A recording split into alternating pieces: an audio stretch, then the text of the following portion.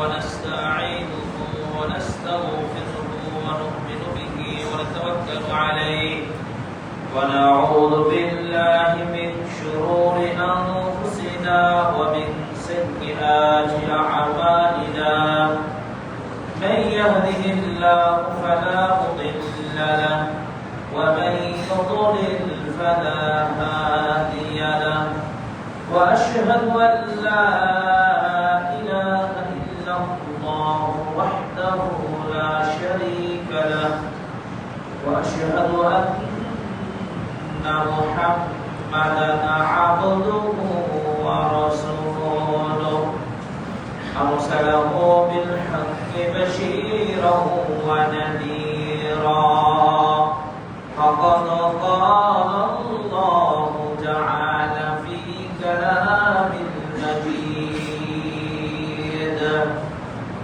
أعوذ بالله من الشيطان الرجيم يا أيها الذين آمنوا اتقوا الله حق تقاته ولا تموتن إلا وأنتم مسلمون يا أيها الذين آمنوا اتقوا الله وقولوا قولا سديدا يصلح لكم أعمالكم ويغفر لكم ذنوبكم ومن يطع الله ورسوله فقد فاز فوزا عظيما أما بعد فإن خير الحديث كتاب الله وخير الهدي هدي محمد صلى الله عليه وسلم وشر الأمور محدثاتها وكل محدثة بدعة وكل بدعة ضلالة وكل ضلالة في النار وبعد أعوذ بالله من الشيطان الرجيم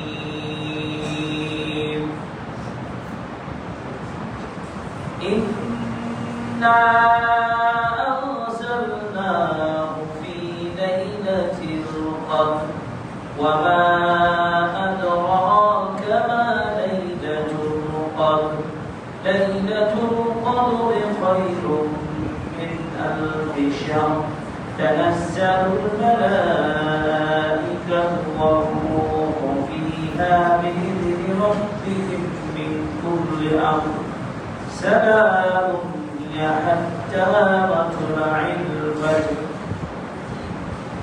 وقال الله تعالى في موضع آخر وسارعوا إلى مغفرة من ربكم وجنة عرضها السماوات والأرض أعدت للمتقين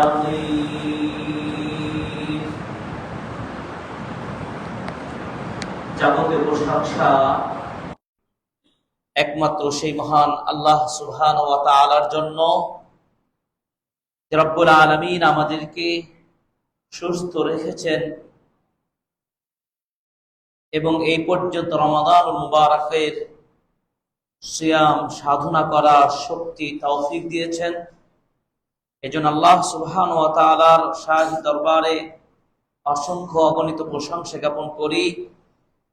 সকলে বলি আলহামদুলিল্লাহ। শতকোটি দরুদ ও সালাম বর্ষিত হোক আমাদের প্রিয় নবী, যিনি আমাদের সকল ক্ষেত্রেই আদর্শের শ্রেষ্ঠ ব্যক্তি, নবী ও রাসূল।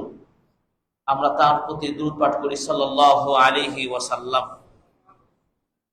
প্রিয় উপস্থিতি, রমাদানের অর্ধেক আমরা আলহামদুলিল্লাহ শেষ করেছি। বলা যায় শেষ পর্যায়ে যখন অর্ধেক হয়ে গেছে তখন আমরা শেষের দিকে।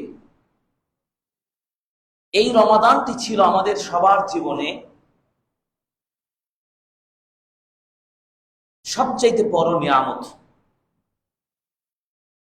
আমি কিছু বাস্তব আলোচনা করার চেষ্টা করব, যেটা হচ্ছে আত্মসমালোচনা এবং আত্মশুদ্ধিকরণের ক্ষেত্রে আমরা কতটুকু নিজেকে তৈরি করতে পারলাম, অথচ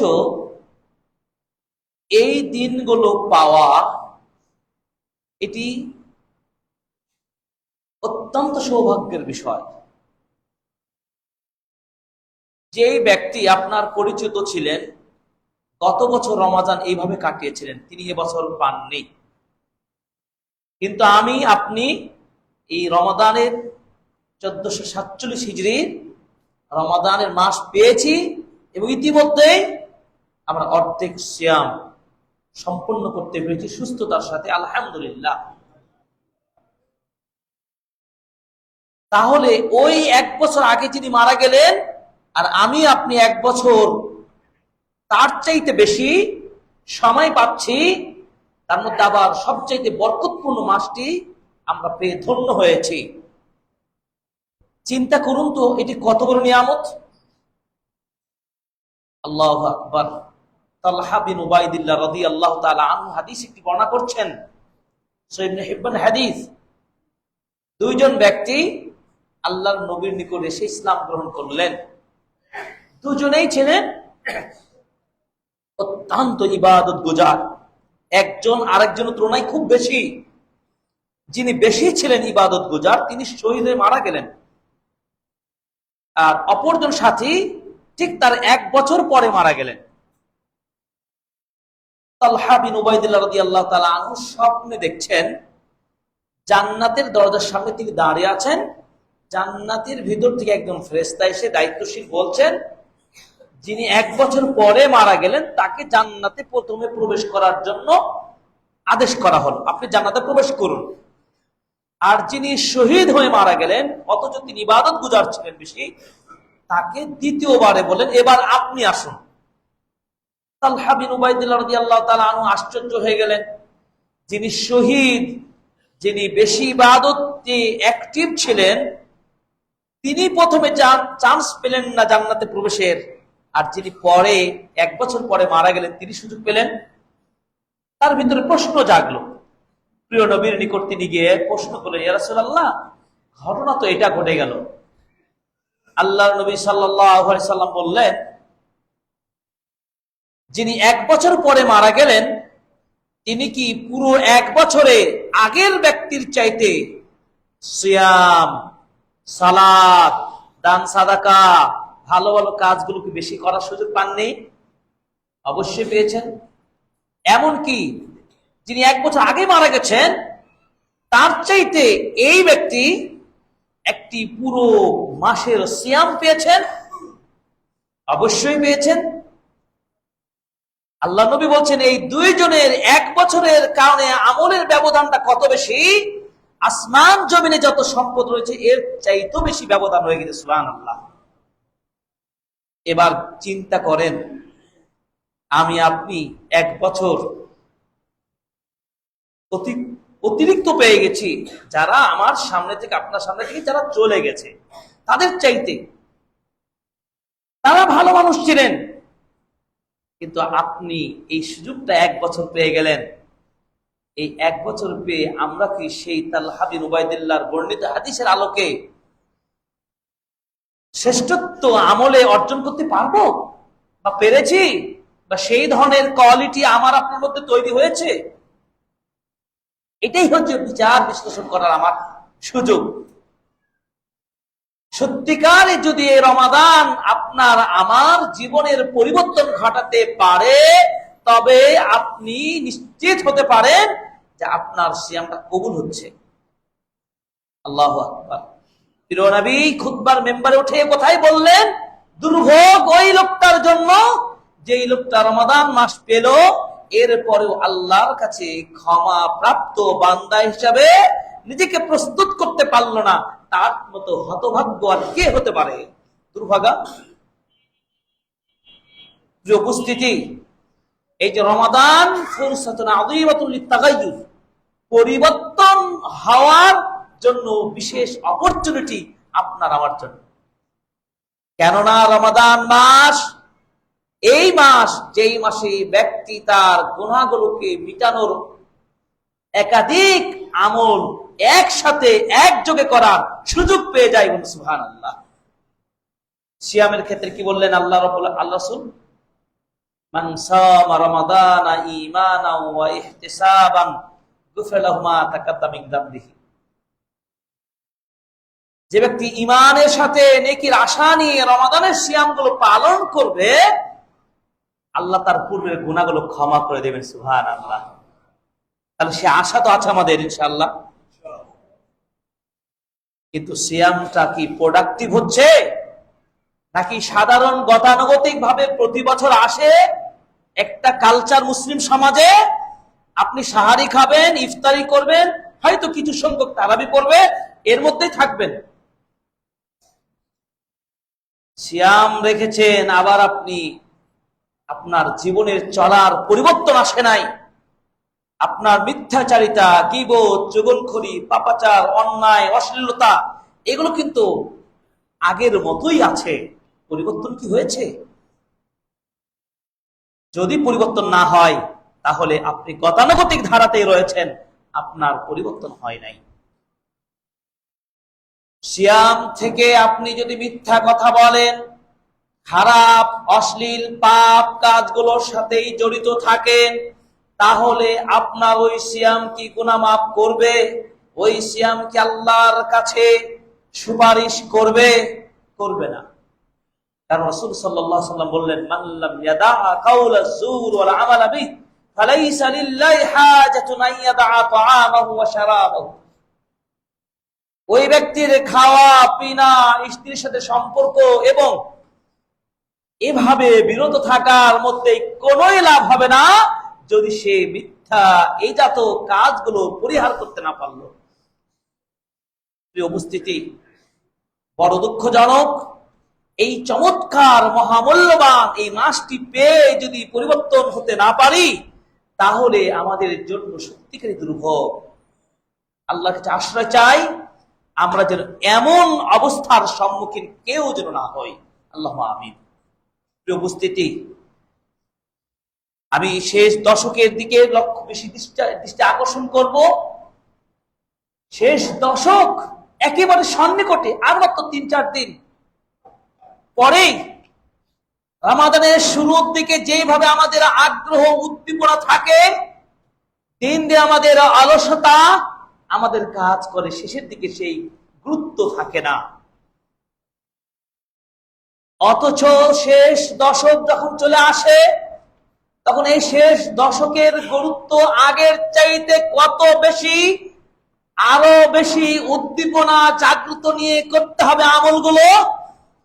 এর দৃষ্টান্ত কেবলমাত্র প্রিয় নবী মুহাম্মদ রাসূলুল্লাহ সাল্লাল্লাহু আলাইহি ওয়াসাল্লাম। কেন প্রিয় নবীর দৃষ্টান্ত? কেন প্রিয় নবী সাল্লাল্লাহু আলাইহি ওয়াসাল্লাম তার প্রসঙ্গে আয়েশা রাদিয়াল্লাহু তাআলা আনহা হাদিস বর্ণনা করে বলছেন, কানা রাসূলুল্লাহ সাল্লাল্লাহু আলাইহি ওয়াসাল্লাম ইয়াজতাহিদু ফিল আশরিল আওয়াখিরি মা লা ইয়াজতাহিদু ফি গায়রিহি। আল্লাহর নবী শেষ দশকে যত বেশি ইজতিহাদ করতেন, বেশি পরিশ্রম করতেন, ইবাদতগুলো আরো যত যত্নের সাথে করতেন, যত গুরুত্ব দিতেন, অন্য সময়গুলোতে এত বেশি দিতেন না। তাহলে আমরা পুরোটাই উল্টো দিকে। রমাদানের শুরুটা আমাদের খুবই আনন্দমুখর হয়, যখন একদিন 2 দিন করতে করতে আস্তে আস্তে যাই, যত যাই তত আমরা যেন অলসতা গাফিলতি করে এর গুরুত্বটাকে গুরুত্বহীন করে দেই। তাহলে আমরা কি পুরোটা উল্টো হচ্ছে না? যদি তাই না হবে, আপনি প্রমাণ করবেন। দেখুন, রমাদানের প্রথম দিন মাগরিবের সালাতের পরে ইশার জামাতে, তারাবিতে, প্রথম দিন ইফতারিতে অসংখ্য মানুষ, এমনকি মসজিদে জায়গা দেওয়া যায় না।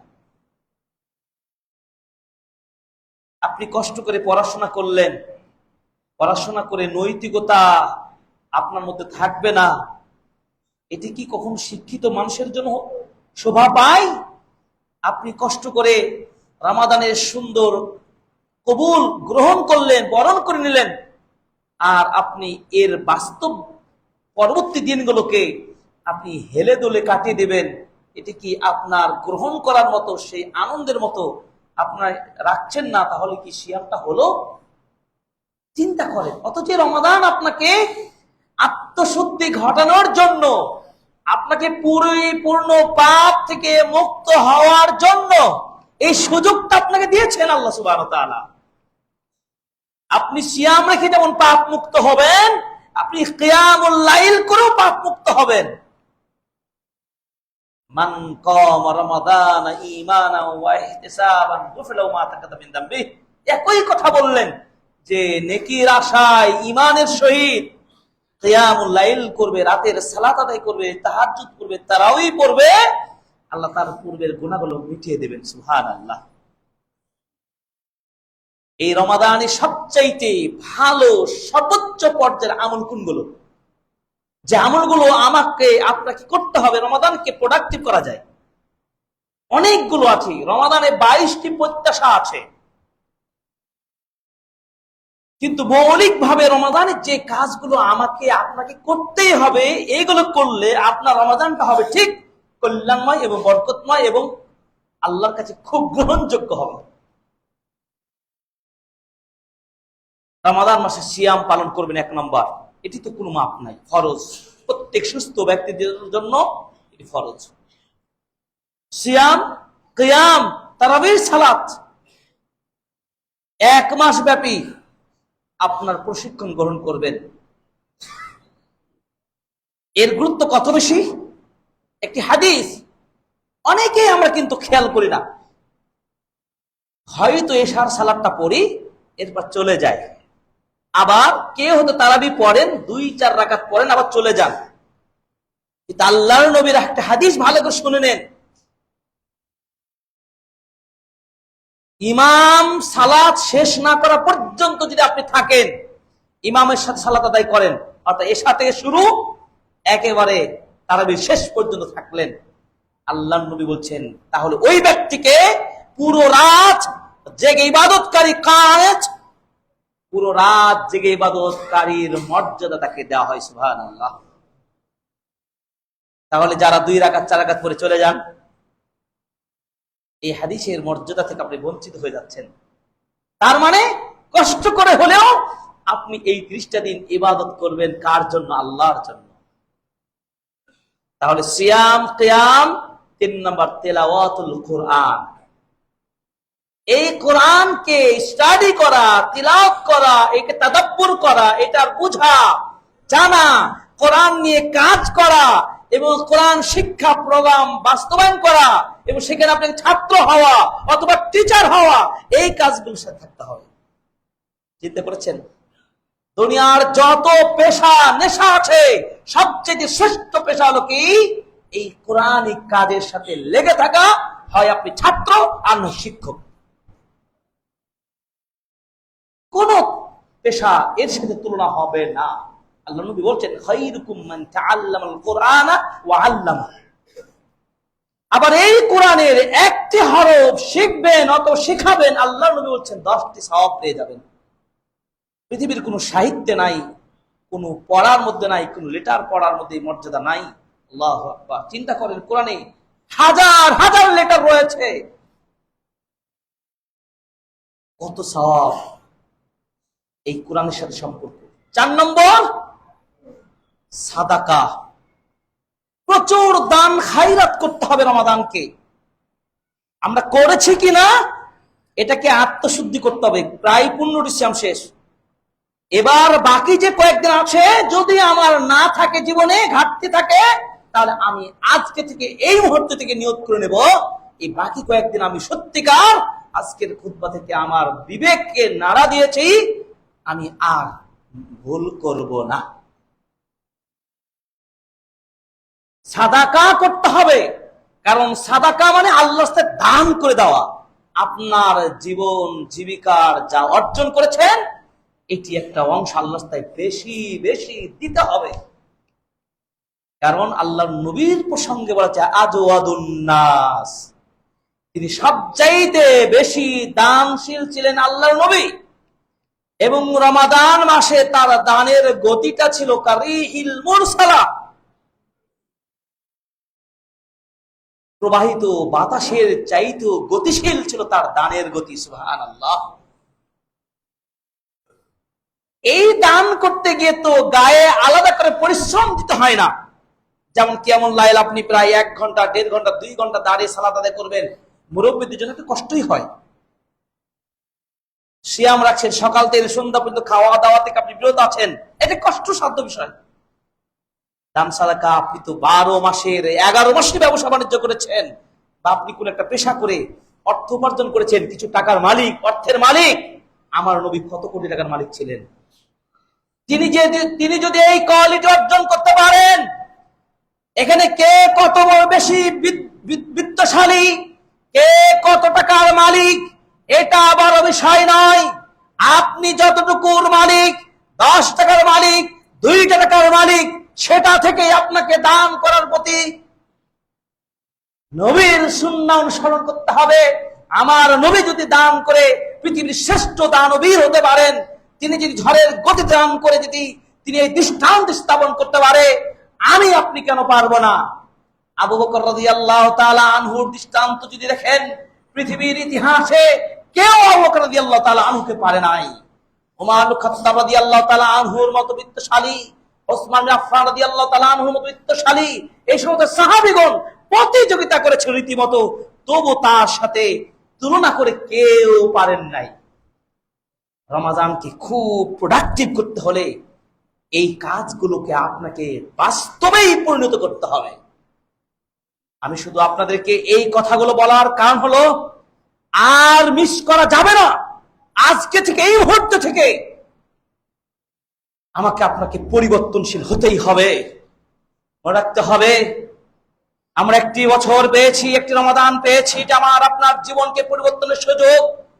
হতে পারে রমাদান শেষ করতেই পারবো না, হতে পারে আজকে ইফতার করার সুযোগ হবে না। আজকে এই মুহূর্তে তওবা করে নিতে পারি, এই মুহূর্তে যে আল্লাহকে দান করার মতো ইচ্ছা পোষণ করতে পারি, ভালো কাজগুলো যদি শেষ পর্যন্ত করার ইচ্ছা পোষণ করি, হতে পারে আল্লাহ সুবহানাহু ওয়া তাআলা এই নিয়তের কারণে আপনার জীবনের সব পাপকে মুছে দিয়ে আপনাকে এর নিয়তের কারণে আপনাকে জান্নাতের আহলুল জান্নাহ হিসেবে কবুল করে নিতে পারে। ওয়ালিল্লাহি উতাকাউ মিনান নার, প্রতি রাত্রে আল্লাহ সুবহানাহু ওয়া তাআলার পক্ষ থেকে ঘোষণা, আল্লাহর ফয়সালা, বহু সংখ্যক জাহান্নামীকে জাহান্নাম থেকে মুক্ত ঘোষণা করেন। আমি কি সেই মুক্ত ব্যক্তিদের মধ্যে হতে পেরেছি? সেই হক আদায় করার মতো যোগ্যতা হয়েছে? আমি তো জানি না, কিন্তু আমাকে এই সফলতার জন্য আমাকে সংগ্রাম করতে হবে, আমাকে বিজয় ছিনে আনতে হবে। এটা তো বিজয়ের মাস। কেন বিজয়ের মাস? ভালো করে মনে রাখতে হবে। এই রমাদান, আগামীকাল 17 রমাদান, আমাদের হিসাব মতো ক্যালেন্ডার অনুযায়ী 17 রমাদান মুসলিমদের বিজয়ের ঐতিহাসিক দিবস। এই রমাদান, 17 রমাদান মুসলমানদের জন্য 2টা মহা বিজয় অর্জিত হয়েছে, যা ইতিহাসের পাতায় কিয়ামত পর্যন্ত এই বিজয় উজ্জীবিত থাকবে। সেই বিজয় মুসলিমদের প্রথম কাফেরদের সাথে সশস্ত্র সংগ্রাম, হক ও বাতিলের লড়াই ছিল। সেই দিনটাকে বলা ছিল ইয়াউমুল ফুরকান, সত্য দিন বিজয় লাভ করেছে। সেটা বদরের যুদ্ধের কথা। এই 17 রমাদানে মাত্র 313 জন 14 জন এই কয়েকজন সাহাবী হাজার কাফিরদের বিরুদ্ধে সংগ্রাম করে বিজয় এনেছে এই রমাদান মাসে। এই রমাদান বিজয় অর্জনেরই মাস। এটি সেই দৃষ্টান্তের কথাই বলে। একইভাবে 8ম হিজরিতে মক্কা বিজয় হয়েছে। 10,000 সাহাবী নিয়ে আল্লাহ নবী মক্কায় প্রবেশ করেছেন, অস্ত্র ছাড়াই, দ্বন্দ্ব ফাসাদ ছাড়াই, কোন হত্যাযজ্ঞ কিছুই ঘটে নাই। কাফেররা ভীত হয়ে মুসলমানদের বিজয় অর্জিত হয়েছিল ঐক্যবদ্ধ প্রতিষ্ঠার কারণে এই রমাদান মাসে। আমার আপনার ব্যক্তিগত জীবনের বিজয় ছিনিয়ে আনতে হবে। এখন আপনার আমার বিজয় কিসের বিজয়? আমলের বিজয়, গুনাহ থেকে মুক্তির বিজয়। এই জন্য রমাদানে বলতে চেয়েছি, যে কয়েকটা কাজ অবশ্যই করবেন: সিয়াম, কিয়াম, কোরআন তেলাওয়াত, সাদাকা, এরপরে আসবে ইতিকাফ, এরপর আসবে লাইলাতুল কদর, এরপরে সাদাকাতুল ফিতর, এরপরে ঈদ হয়ে যাবে। এইগুলো আমি পর্যায়ক্রমে ব্যাখ্যা করব, কিন্তু বিশেষ করে গুরুত্বের সাথে কথা বলবো, আল্লাহর কাছে ক্ষমা পাওয়ার জন্য আল্লাহর দিকে আমাদের প্রতিযোগী হতে হবে, আমাদেরকে এগিয়ে আসতে হবে, এবং বিশেষ করে সাদাকা করতে হবে। যেহেতু আল্লাহর নবী এই মাসে বেশি সাদাকা করতেন, সাদাকা করার জন্য আপনাকে এক্সট্রা কোনো কষ্ট করতে হয় না। আপনি 11 মাস অর্থ উপার্জন করেছেন, এই মাসে দান করে দৃষ্টান্ত স্থাপন করতে হবে। দান সাদাকা করলে কি হতে পারে আপনাকে 60টি হাদিস শোনাবো। এই সাদাকা করলে এর ফলাফল আপনি হাতে নাতে আপনি পেয়ে যেতে পারেন। 1 নম্বর হচ্ছে কি, আপনার বাড়িতে যখনই কেউ চাইতে আসবে, অথবা আপনার নিকট যখনই কেউ আবেদন করবে আমার মাদ্রাসার জন্য, আমার মসজিদের জন্য, আমার পারিবারিক জীবনের জন্য, আমার প্রয়োজন, যখনই কেউ আপনার কাছে প্রস্তাবটা নিয়ে আসবে, তখনই আপনি না বলবেন না। আপনার যতটুকু আছে ততটুকু দিয়ে আপনি সমর্থন দিবেন।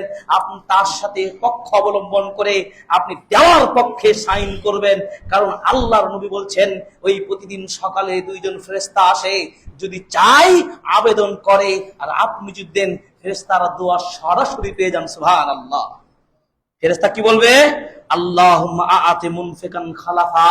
আল্লাহ, এই তোমার বান্দার কাছে গিয়েছিলাম, তোমার এই বান্দা দিয়েছে, প্রতিশ্রুতি দিয়েছে, আল্লাহ তার সম্পদে ধনে আরো বারাকা দিয়ে দাও। সুবহানাল্লাহ।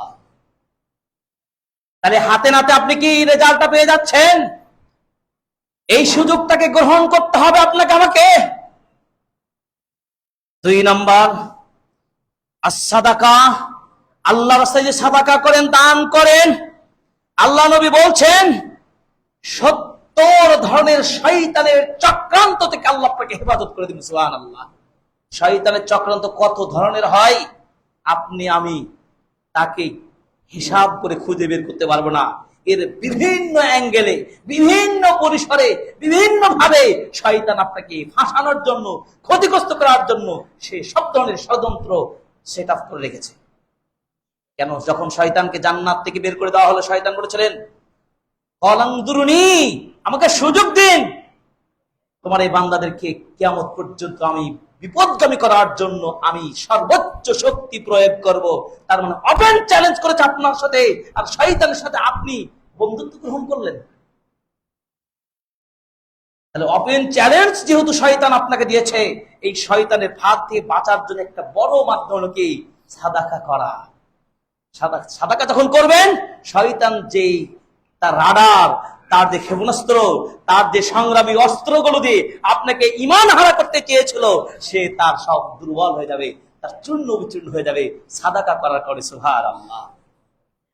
2 নম্বর হলো, 3 নম্বর আসেন, আপনার আমার মাঝে অনেকে অসুস্থ রয়েছেন, হয়তো আপনি অসুস্থ, আমি অসুস্থ, বিভিন্ন ধরনের অসুস্থতায় ভুগছি। এই অবস্থায় আল্লাহ বলছেন, দাউ মারদাকুম বিসাদাকা, তোমরা অসুস্থ ব্যক্তিদের সাদাকা দিয়ে চিকিৎসা করো। আপনি যখন দেশের ভালো দামি গামি মেডিকেল গুলোতে যান, সাধারণ প্রাথমিক যে পরীক্ষাগুলো দিতে হয়, প্রচুর অর্থ খরচ হয়ে যায়। কিন্তু একবার কি চিন্তা করেছেন, আপনি অসুস্থ মানুষ, আল্লাহ রাস্তায় কিছু সাদাকা করেন? একটু আড়ালে চিন্তা করেছেন, যা সুন্নাহ কমপ্লেক্স ছাত্রদের জন্য আমি একটা সাদাকা করে দিয়ে যাই? আপনি চিন্তা করেছেন যে আমার তো স্কোয়ারে আর কোন হাসপাতালে আর কোথাও গেলে আমাকে হাজার হাজার টাকা গুনতে হবে, আমি একটু গোপনে আল্লাহর রাস্তায় দান করি। আল্লাহ নবী বলেছেন, সাদাকা করলে নাকি রোগ বালা দূর হয়ে যায়। আর তো রমাদান মাস, আব্দুল মুবারক রাহিমাহুল্লাহ তিনি বলছেন, একজন ব্যক্তির পায়ে ফোড়া হয়েছে, ফোড়া মানে কি? চর্মরোগ, ভালো হয় না, লক্ষ লক্ষ টাকা খরচ করে চিকিৎসা করে, কোনো কাজ হয় না। তার মাথা বিবেকে ধরলো, আমাদের এলাকাতে বড় হুজুর আছে, আল্লামা আছে, আমাদের বাসায় হুজুর, কিন্তু তিনি আব্দুল মুবারক রাহিমাহুল্লাহ জগৎ বিখ্যাত আলেম পণ্ডিত ছিলেন। তার কাছে আসলেন, পরামর্শ চাইলেন, সবকিছুই তো করলাম, একটু পরামর্শ দেন, আমি অনেক চিকিৎসা করে সুস্থ হতে পারি না, কিছু মেকানিজম আছে কিনা, ইসলামের কোন বিধিবিধান আছে কিনা, কোন বুদ্ধি থাকলে আমাকে দেন। আব্দুল মুবারক রাহিমাহুল্লাহ তাকে বললেন, তোমাকে একটা পরামর্শ দেব। এটি কি? তুমি যেই জায়গায় পানির প্রয়োজন সেখানে পানি প্রকল্পের ব্যবস্থা করে দাও। যখন পানি ওঠা শুরু হবে দেখবা তোমার একদিক তোমার ফোড়া ওই রোগ ভালো হতে থাকবে। সুবহানাল্লাহ। সিয়ারু আলাম নুবালা কিতাব আসছে এই ঘটনাটা। তার মানে দেখুন, সাদাকা করলে সাথে সাথে আপনি রেজাল্ট পেয়ে গেলেন। আল্লাহ আপনাকে এর বিনিময়ে সাদাকা তো তার উত্তর বালা মুসিবত বিপদ দূর হয়ে যায় সাদাকা করলে। আমরা তো কম বেশি সবাই একটু কোন না কোন বিপদের সাথে আছি। 3 নম্বর, সাদাকা করলে বালা দূর হয়ে যায়। 4 নম্বর, তুতফি গদাব রব্বিক, তোমার রবের ক্রোধ পর্যন্ত বন্ধ হয়ে যাবে সাদাকা করলে। হয়তো আপনি এমন কাজ করেছেন, আল্লাহ আপনার প্রতি অসন্তুষ্ট হয়ে গেছেন। আল্লাহ রাসূল সেই পলিসি শিক্ষা দিয়েছেন, রবের কাছে কিভাবে আবার ফিরে যাওয়া যায়, রবকে কিভাবে তার ক্রোধকে দমানো যায়, আপনার প্রতি যেন আল্লাহ তাআলার সেই রাহমা বারাকা যেন আপনি আবার ধন্য হতে পারেন। আল্লাহ নবী বলেছেন, সাদাকা করলে তুতফি গদাবুর রব্বে, রবের রাগ ক্রোধটা প্রশমিত হয়ে যায়। সুবহানাল্লাহ। হয় না? আমরা ভুল করে হোক বিভিন্ন ভাবে এমন কিছু পাপ হয়ে যায়, আল্লাহ এটি নারাজ হয়ে যাবে, সাদাকা করে দেন। এই জন্য আল্লাহর নবীর একটা হাদিস আছে, ইত্তাকিল্লাহ হাইসুমা কুনতা, যেখানে থাকো আল্লাহকে ভয় করো। এরপরে বলছেন, ওয়া আতবাইস সাইয়্যাতাল হাসানাহ, যখনই তুমি খারাপ কাজ করবে, অন্যায় হয়ে যাবে, কিছু ভুল হয়ে যাবে, সাথে সাথে ভালো কাজ করবে। তার মানে ভালো কাজ করলে ওই ভুলটা আল্লাহ মিটিয়ে দেন। সাদাকাটা তো খুবই সহজ।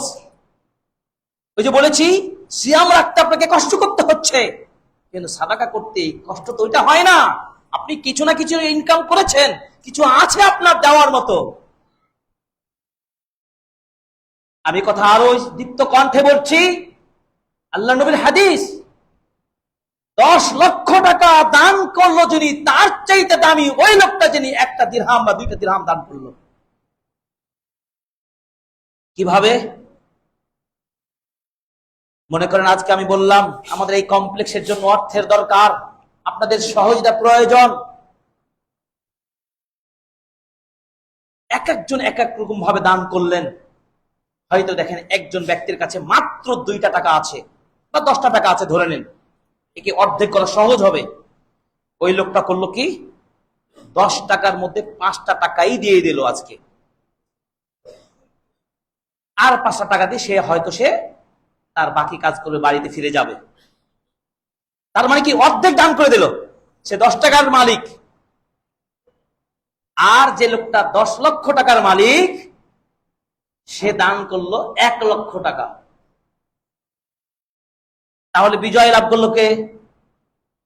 যে অর্ধেক দান করলো সেই বিজয় লাভ করলো। কিন্তু 10 লক্ষ টাকার মালিক তো 5 লক্ষ টাকা দেয় নাই, দিয়েছে মাত্র 1 লক্ষ টাকা। তার মানে নিয়তটাকে যদি আপনি পরিচ্ছন্ন রাখেন, আর যদি সেই ইচ্ছা নিয়ে যদি দান করেন, আল্লাহ সুবহানাহু ওয়া তাআলা এটাকে অনেক বড় করে দিবেন। 1টা টাকা আল্লাহ বলছেন যে হালাল ইনকাম থেকে, আমান তাসাদ্দাকা, 1টা টাকা দিয়ে কেউ সাদাকা করে, মিন তিবে কাসবিহি, তার উপার্জিত সম্পদ হালাল থেকে, হালাল বা ইনকাম করেছে, আমি 10 লক্ষ টাকার মালিক, 10,000 টাকার মালিক, 1টা টাকা যদি দান করেন, আল্লাহ রাব্বুল আলামিন সেই 1টা টাকাকে বড় করতে করতে পাহাড় পরিমাণ করে দিতে পারেন। সুবহানাল্লাহ। হাদিস। প্রিয় উপস্থিতি, 5 নম্বর, সাদাকা করলে, সাদাকাতু তুতফিউল খতিয়া কামা ইথুল মাউন নার, সাদাকা করলে আপনার আগুনকে যেমন পানি নিভিয়ে দিতে পারে, তেমনি ভাবে সাদাকা করলে আপনার গুনাহগুলোকে মিটিয়ে দিতে পারে। সুবহানাল্লাহ। কত পাপ করেছি আমরা, করি নাই? আল্লাহু আকবার, চিন্তাই করতে পারবেন না কত পাপের সাথে আমরা রয়েছি।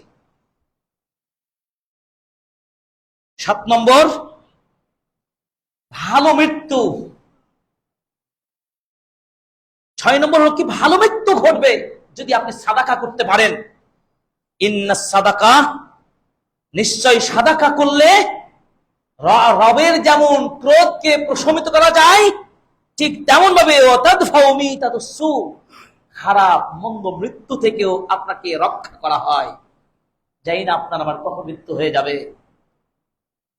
হতে পারে আপনি সাদাকা করলেন, বাড়িতে ফিরছেন, আপনি মৃত্যু মানে একটা অ্যাক্সিডেন্ট হতে গিয়ে আপনি বেঁচে গেলেন। আচ্ছা না, গাড়ির চাপা আপনাকে পড়তে গিয়ে বেঁচে গেলেন।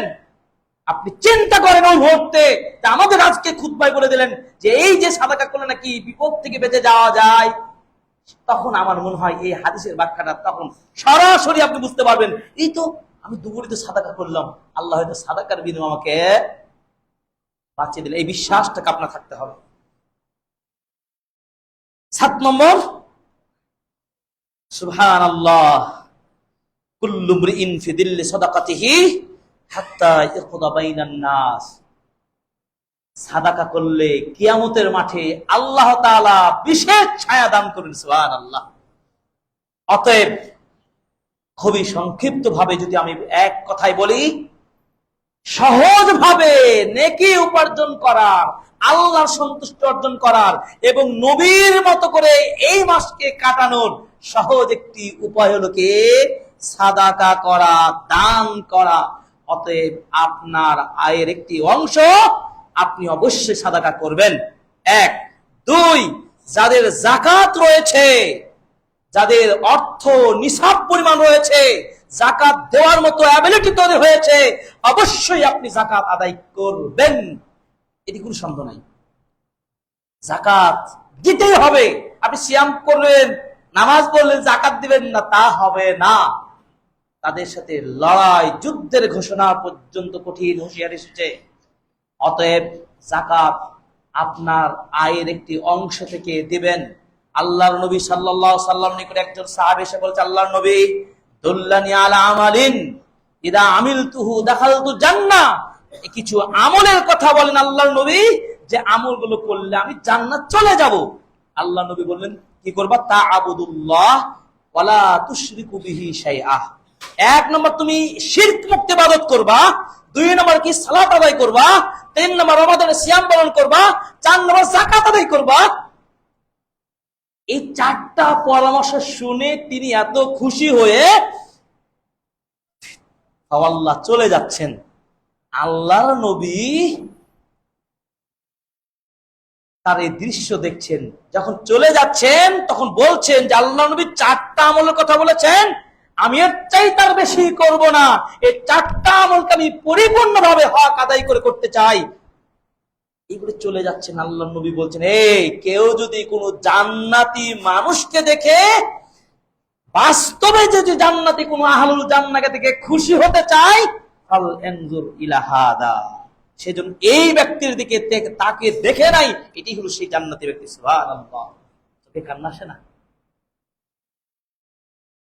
জান্নাত পাওয়ার জন্য মহা বেশি আমল করার, আপনি এদিক ওদিক করলেন, এই 40 দিন আর 15 দিন মিলে এদিক ওদিক দৌড়ঝাঁপ করলেন,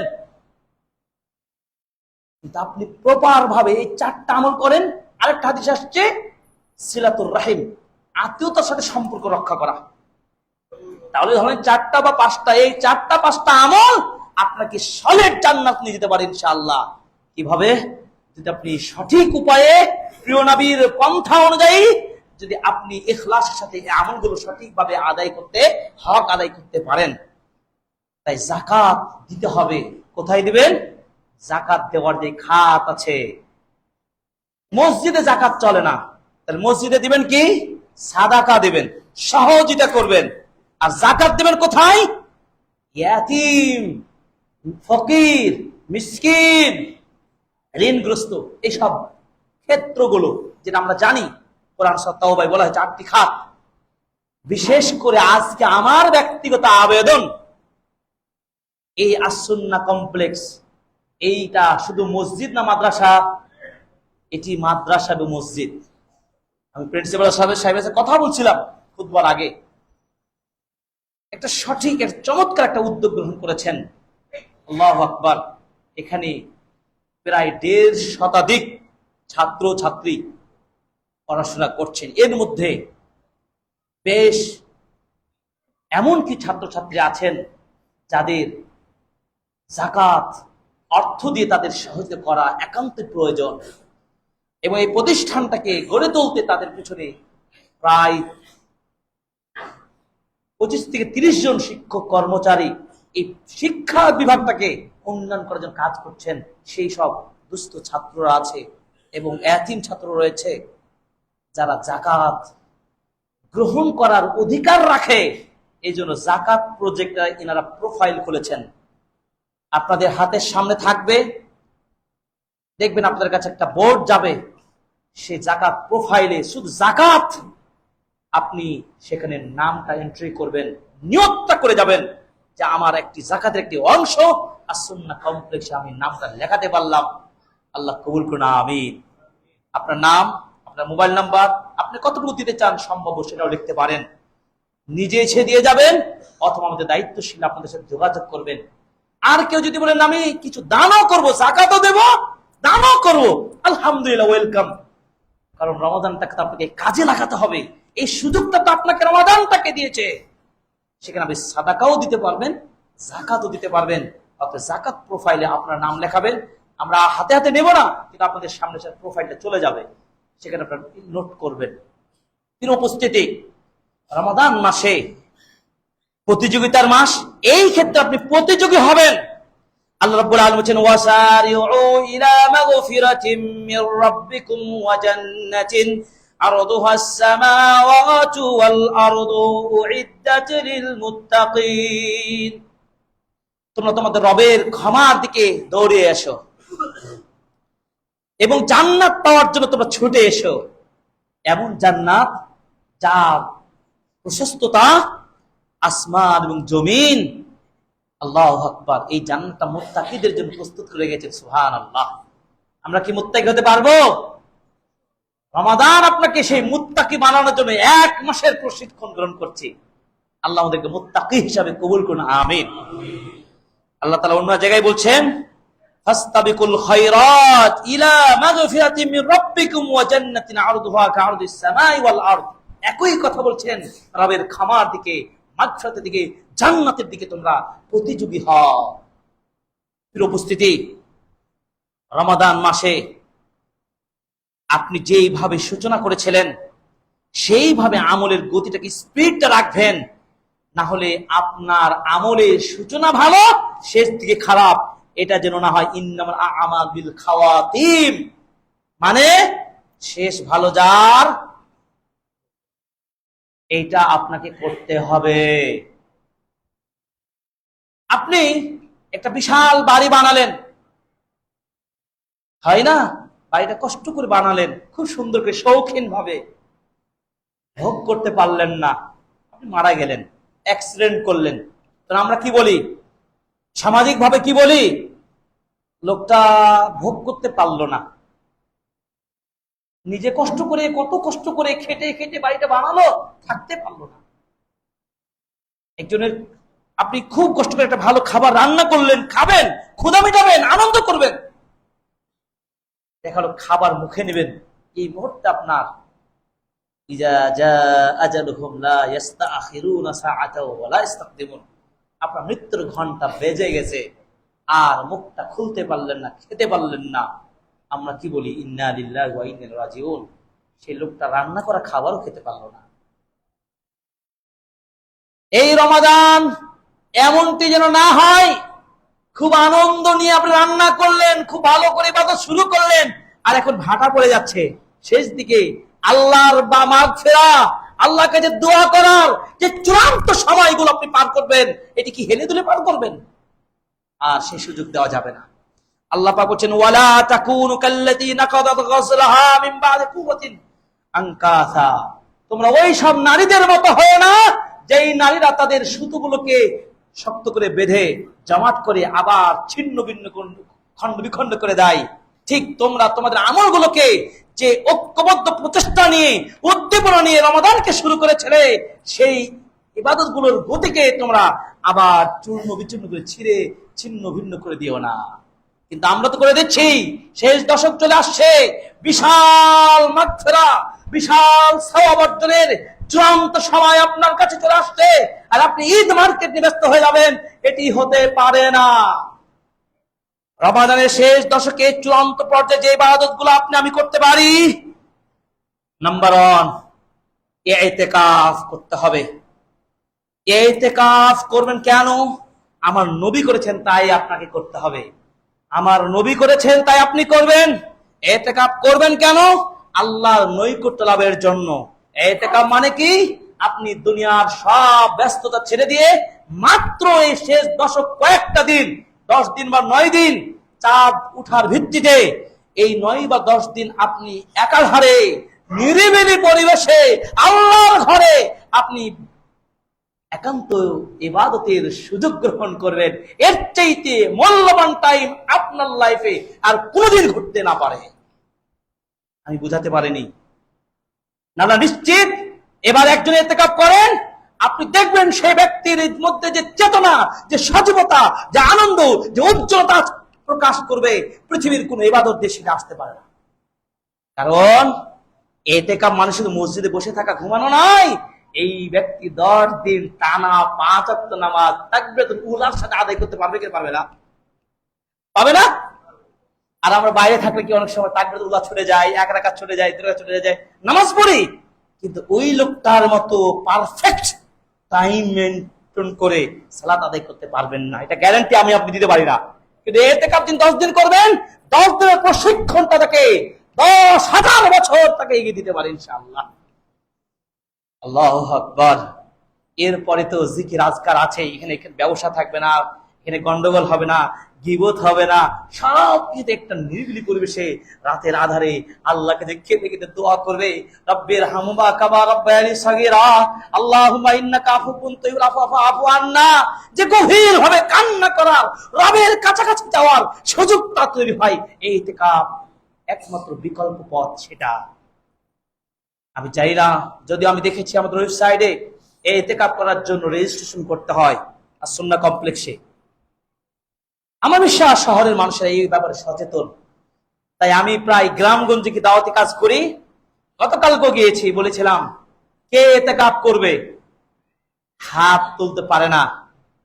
আমি ঘোষণা দিলাম, যিনি ইতিকাফ করবেন ওনার পুরো 10 দিনের খাবার থাকার মর্যাদা আমি দেব। তার কিছুক্ষণ পরে একজন মুরব্বী বললেন, চাচা আমি আমার পরিচিত একজনকে বললাম তার খরচ যা হয় তা দেব। তো তার আগে আবার বললাম যে ওনার প্রত্যেক দিনের যা ইনকাম হয় তাও দেব তাকে, কিন্তু রাজি হতে হবে। এটা তো জোর করছি না, তাকে উৎসাহ তারগীব বলা হয়েছে শরীয়তের পরিভাষায়। কারণ সুন্নাহ চালু হোক। এত বড় পাড়ায় মহল্লায় ইতিকাফ করবেন, হতে পারে না? আলহামদুলিল্লাহ শহরে করে অনেকেই, কিন্তু সেই ইমেজটা আপনাদেরকে আমি তৈরি করছি যে আমরা প্রায় কম বেশি বিভিন্ন এলাকার সাথে জড়িত, গ্রামের সাথে জড়িত। এই সুন্নাহর প্রচার আপনাকে করতে হবে। এই সুন্নাহ কমপ্লেক্স তো এটা এই জন্যই। তাহলে কি হলো? একটা লোক বিশাল ইবাদতের সুযোগ পেয়ে গেল, আমি অফারটা করলাম, আর আমার মাধ্যমে আমিও সব পেলাম, আরেকজন হয়তো উদ্বুদ্ধ হবে। এভাবে কয়েকটা এলাকাতে আমি এই কাজটি করেছি। শহরে আমার হয়তো এখানে বলার প্রয়োজন হবে না, এখানে ইতিকাফ করার মতো লোক আপনাদের অনেকেই আছেন, আমি আর সেই কথা দিকে যাচ্ছি না। তো এই ইতিকাফ আপনারা করবেন। ইতিকাফ করলে তাহলে লাভ হলো কি? গভীর ভাবে আল্লাহকে দোয়া করার সুযোগ পাবেন। 1, জামাতে 5 ওয়াক্ত সালাত আদায়ের সুযোগ পাবেন। 2, জীবনের সেরা একটা রাত পাওয়ার সুযোগ আপনি পাবেন, যা অন্যের কাছে এটা নিশ্চয়তা দেওয়াটা কোনোভাবে সম্ভব না। আল্লাহু আকবার। আল্লাহ রাসূল সাল্লাল্লাহু আলাইহি সাল্লাম তার দৃষ্টান্ত দেখুন।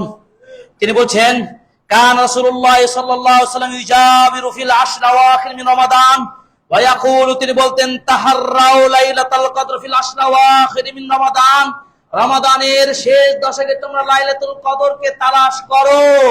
শেষ দশকে, নো এখানে বিজয় রাত্রি। এই হাদিসে বিজয় রাত্রি উল্লেখ করা হয় নাই, শেষ দশকে। আর এই হাদিসটির মানদণ্ড যদি আপনাকে বোঝাতে চাই, আল্লাহর নবী কি করতেন? শেষ দশকই জাগতেন। সুবহানাল্লাহ। তিনি নিজে ইতিকাফ করতেন। আর তিনি হচ্ছে উসওয়াতুন হাসানা, তিনি হচ্ছেন আমাদের মডেল। যদিও নবীজি অন্য হাদিসে বলে দিলেন শেষ দশকের বিজয় রাত্রি তোমরা অনুসন্ধান করো, সেটি সত্য, কিন্তু একজন মুতাকিফ ইতিকাফকারী ব্যক্তি 10 দিনের একদিন জাগবে আরেকদিন জাগবেন, এটা হয় না আমার জানা মতে। তিনি 10 দিনে গভীর রাত্রি ধরে ইবাদত করে, রাত জেগে জেগে কোরআন তেলাওয়াত করে, ইবাদত করে। তার মানে 10 দিন সংগ্রাম করে কোন একটা রাতে তো অবশ্যই তিনি পেয়ে যাবেন ইনশাআল্লাহ, হবে না? ইনশাআল্লাহ।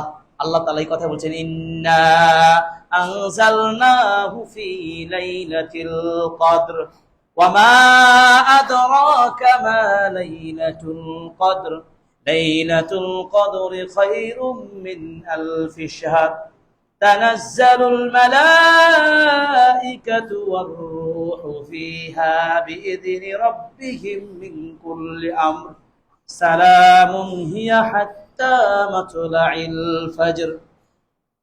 আল্লাহ বলেন এই রাতে আমি কোরআন নাজিল করেছি, এই রাতটার মর্যাদা কত বেশি, 1000 মাসের চেয়ে উত্তম। সুবহানাল্লাহ। এই জন্য প্রিয় ভাইরা, যারা ইতিকাফ করবেন, যারা পারবেন না তারা একদিনের জন্য ফিক্সড রাত জেগে নিজেকে একেবারেই কোন হিসাবে জ্ঞানী বলবেন নিজেকে নিজে চিন্তা করেন। আমরা যখন ওই কিছু গেম খেলি, গেম বলতে আমরা যখন এই যে বিনোদন করতে গিয়ে হাড়ি ফোটাতে যাই, ওই যে অনেক সময় করি, এক ধাক্কায় কাজ হয় না তো আর একবার দেয়, অথবা বল আমরা নিক্ষেপ করি যে ওই নির্দিষ্ট সীমানা পার করতে হবে, একবার দুইবারে হয় না, 3বার 4বার করলে একবার তো হয়ে যায়। এটা সাধারণ লোকালি ব্যাপারই, চান্সটা থাকে, কয়েকবার ট্রাই করলে চান্সটা হয়ে যায়। আর আপনি রাত জাগবেন, যেই রাতটা নবীজি একদিন ফিক্সড করেন নাই, আর আপনি 27 রাত্রিতে ফিক্সড করে দেবেন, এটি হতে কিভাবে আপনি নিশ্চয়তা দিচ্ছেন যে রাত লাইলাতুল কদর, রাত সবে কদর? এই জন্য আমি দীপ্ত কণ্ঠে বলছি প্রিন্ট মিডিয়া, সরকার এবং প্রশাসনকে, যারা সাংবাদিকতা করেন, নিউজ পেপার লেখেন, আপনারা নির্দিষ্ট করে ফিক্সড কখনোই বলতে পারেন না যে আজকের দিনটা সবে কদরের রাত। এটি কখনোই বলার সাহসিকতা কোনো বিজ্ঞ পৃথিবীর আলেম বলতে পারে না। যতই বড় শরিয়া কাউন্সিল বাংলাদেশে থাকুক না কেন, যত বড় আল্লামা মুহাদ্দিস থাকুক না কেন, আপনারা যারা সেন্টার পয়েন্টে রয়েছেন, সরকারি প্রশাসনে রয়েছেন, আপনারা অবশ্যই এই হাদিসগুলো, ব্যাখ্যাগুলো বুঝবেন যে আমার নবী শেষ দশে জেগেছেন।